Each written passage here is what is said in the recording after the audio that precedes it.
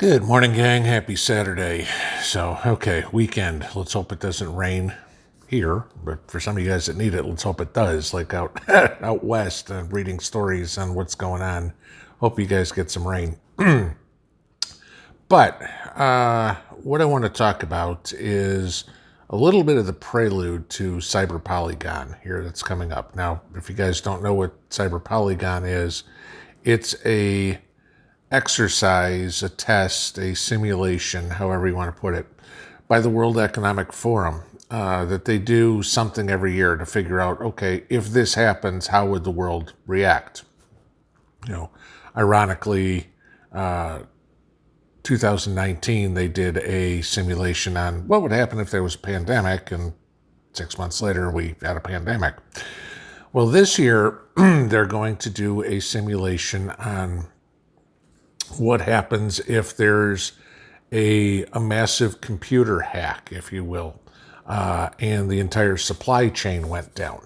Now, I really don't know why they're bothering to give us a date of July 9th for this because, well, we already have seen for the last 9 months, the supply chain is an utter disaster. Okay, you've got ships sitting out off the Port of Los Angeles and the Port of Long Beach, sitting out there for 2 and 3 weeks waiting to unload. They're actually sitting, circling in the bay longer than it took them to make the trip from China to Southern California.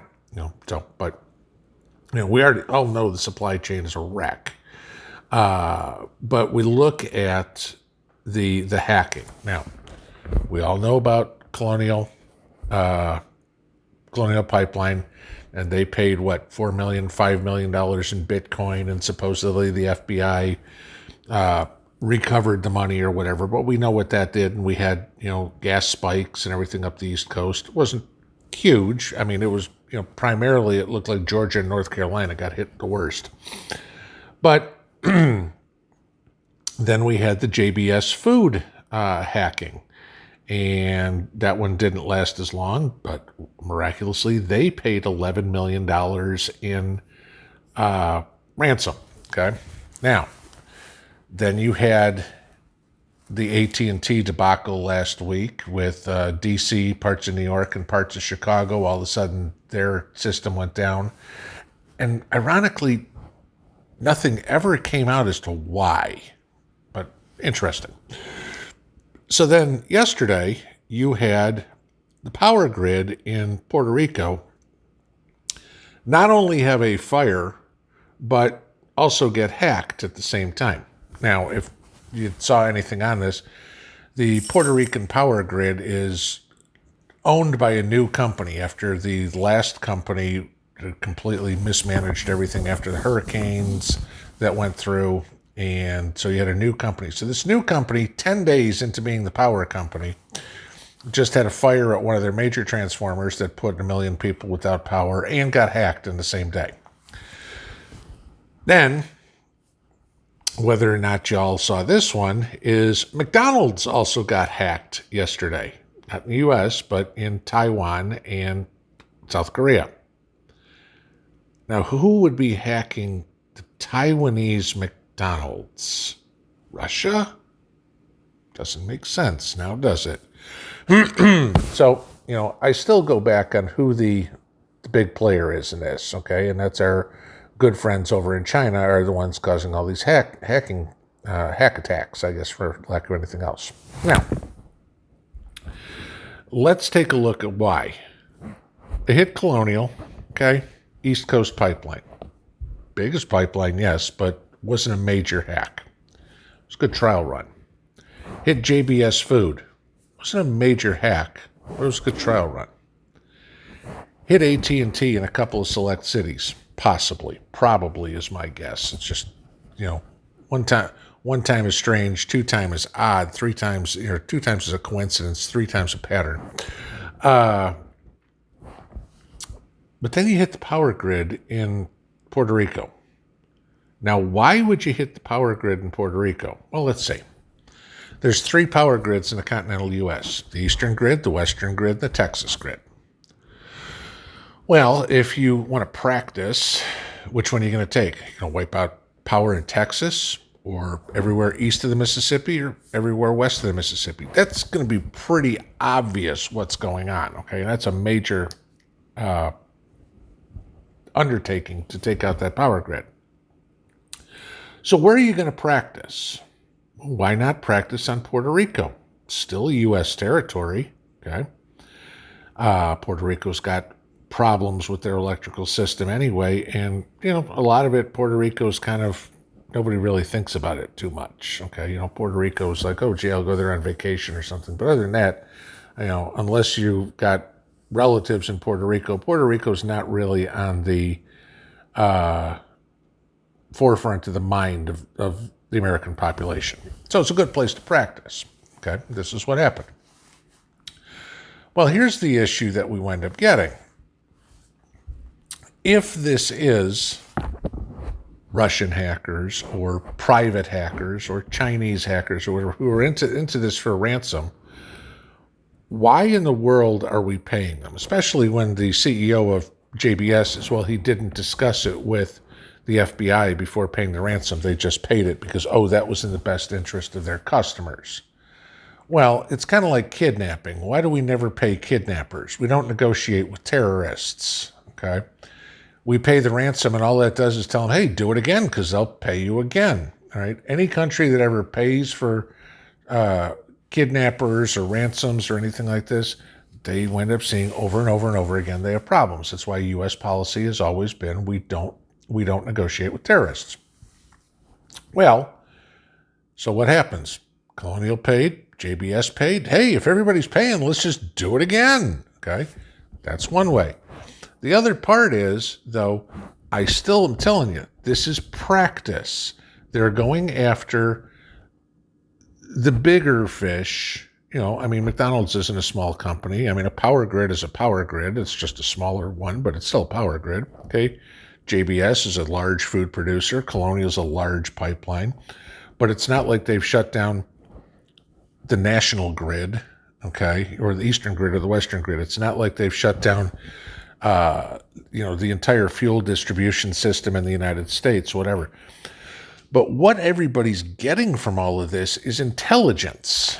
How do the companies react? How do the people react? Okay, and what can we do to offset this? Now, whether it's the Chinese government, whether it's the Russian hackers and the Russian government, whether it's the U.S. government who is doing this, they're gathering intel on what the response is.